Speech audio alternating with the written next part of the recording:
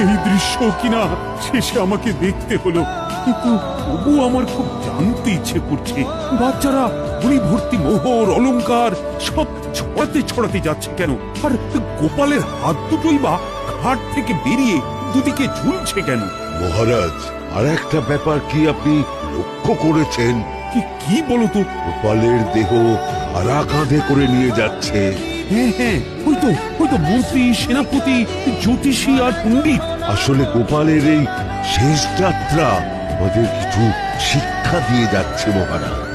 এই যে দেখুন, যারা গোপালকে সহ্য করতে পারত না, এখন তাদেরই কাঁধে গোপাল যাচ্ছে। তার মানে শেষ পর্যন্ত কেউই কারোর শত্রু থাকে না, সবাই মান অভিমান করে